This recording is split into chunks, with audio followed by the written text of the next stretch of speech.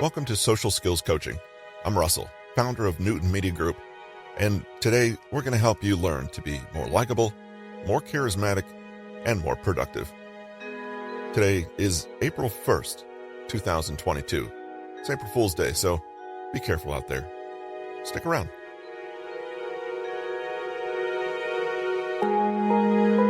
Communication expert Marshall Rosenberg developed a framework that he entitled Nonviolent Communication. We're going to take a close look at Rosenberg's framework in this episode from Patrick King's book, Intentional Communication.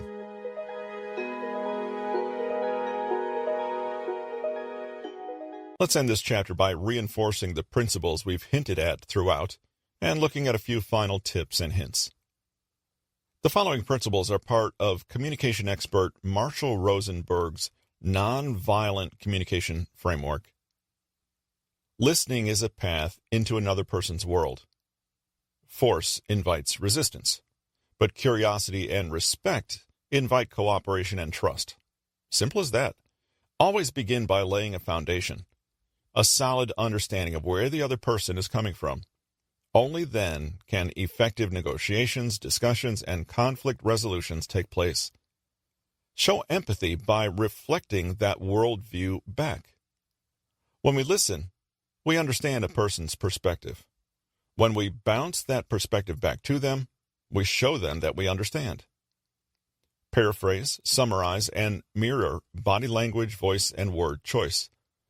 Validate the other person by confirming that you see that their interpretation makes sense and that their perspective is valid. Make generous use of phrases like, "That's right," and "Yes, of course, I understand." Gain clarity and focus by labeling feelings. As you paraphrase and summarize, put words to feelings, demonstrating your empathy as well as your desire to understand. "It seems like," or "I wonder if," show willingness to enter the other person's world and register their emotional reality. In conflict, everyone can lose their sense of self-differentiation, but this can be regained when we slow down and correctly label thoughts and feelings for what they are, identify what is fact and what is opinion, and correctly attribute emotions and thoughts to the people they belong to. Lead any negotiation or conflict resolution attempt by acknowledging fault and addressing the worst misgivings first. Humbly accept, from the very beginning, your responsibility and culpability. Anticipate and prepare your response to people's objections and accusations, then proactively face them head on. It may be a little nerve-wracking, but it fosters trust, deeper intimacy, and a sense of honesty. It signals to the other party that you are open to compromises, ready to accept your portion of blame, and embarking with as little ego as possible. The biggest killer of effective communication is judgment. Observe, don't evaluate. If your goal is connection, understanding, and harmony, then blame, shame, and ego have to go. Work as hard as you can to stay aware of the tendency to judge, morally condemn, analyze, interpret, or classify others as good or bad. "You're mean" is an evaluation, whereas "you often raise your voice to waiters" is an observation. Flex your own sense of self-differentiation by taking responsibility for yourself and avoiding blaming others or collapsing into shame. When you catch yourself or someone else being judgmental, remind yourself of the fact that judgment is just a poor method of getting needs met. Forget the judgment and look at the need. Then address that need directly. Making others feel bad or inferior may feel good temporarily, but it damages your connection and will only invite defensiveness. I statements are your savior here.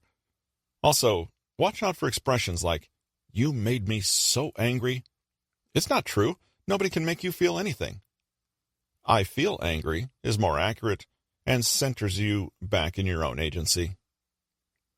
In conflicts and arguments, it can be tempting to blame other people or the world at large for our actions. A clue is when you say things like, "I don't want to, but I have to," or "I probably shouldn't, but..." Instead, plainly acknowledge that you have chosen to do what you've done. This way, you are empowered to change and improve. Claim your own self-responsibility and grant other people the right to theirs. The 4 steps of nonviolent communication. These are observations, feelings, needs, requests, in that order. Observe the neutral and objective situation in front of you without judgment or interpretation. Become aware of people's feelings in the matter. Explore your own needs and the needs of others. Hint, if communication is an attempt to get needs met, then meeting everyone's needs is the fastest way to a successful conversation. And finally, make respectful and reasonable requests of others or meet theirs. Let's look at each step in turn. Step 1, observations. Not evaluations or judgments. Imagine you're a neutral observer telling a third story. Your goal is to describe and understand. The rest is just opinion. I notice that you spend most evenings looking at your phone after dinner. During this time, you don't talk much to me or the family. Step 2, explore feelings, not opinions. Watch out for the word should. Having an opinion about how other people should behave is one thing, but it's not a feeling. Express what you feel about what you've observed, but avoid interpretations and assessments of what you observe, or laying blame. Simply stick to how you feel. When you pay attention to your phone like that, I feel really sad. I start to feel insecure in our marriage. Be careful. I feel you're being dismissive, or I feel you should care more about family time, are not feelings. They're claims and opinions. I feel like you don't care is also tricky, since it's attempting to read the other person's mind or guess their perspective. Watch out for feeling words that are actually thinly veiled accusations or interpretations, ignored, abused, manipulated, misunderstood, rejected, threatened, and so on. Does your feeling word imply an action on the part of the other person? Choose a word that focuses exclusively on your inner feelings instead. For example, grateful, calm, happy, afraid, bored, embarrassed, jealous, overwhelmed, excited. These do not implicate any person. A good trick to get a handle on this is to structure your sentence, I feel X, rather than I feel that X, which is usually an opinion or judgment. Step 3, communicate needs. What do your feelings say about your unmet needs? Clarify this for yourself. Underneath all feelings are unmet needs. Good feelings signal our needs are met. Uncomfortable feelings signal that they aren't. We all need safety, respect, autonomy, understanding, love, support, and so on. But we can communicate these natural needs directly without resorting to trying to control, blame, or manipulate others into meeting our needs indirectly. Understanding your needs requires self-awareness and honesty. I feel insecure because I need quality time, love, and attention. This sentence not only expresses feelings without judgment, but connects the feeling with unmet needs. Try using the format, I feel X because I need Y. Stick to I statements and avoid using you. For example, avoid, I feel bad because you keep ignoring me. Exploring needs also means learning to hear other people's unmet needs. If you feel criticized, controlled, or attacked, It's a powerful skill to listen for the unmet needs behind it. There's no need to blame yourself or the other person. In this example, the husband could hear his wife's unmet needs for affection, even if she communicates inelegantly and tells him, "You're rude and you don't care about me." Be the bigger person and listen for feelings and unmet needs. Are you saying I'm rude because you feel you need to be loved right now?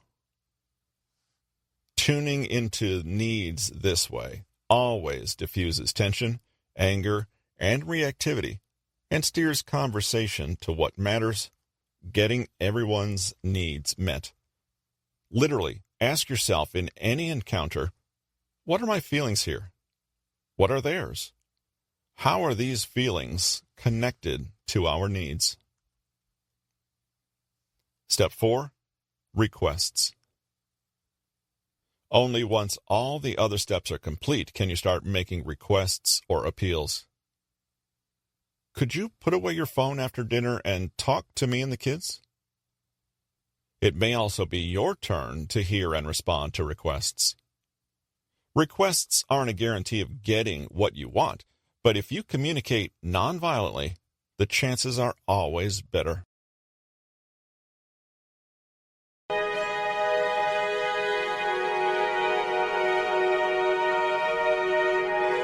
Thanks for joining us in this episode of Social Skills Coaching.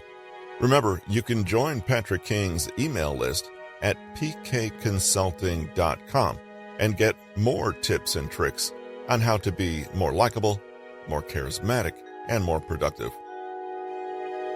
I'm Russell. Hope you have a great weekend, and we'll talk to you Monday.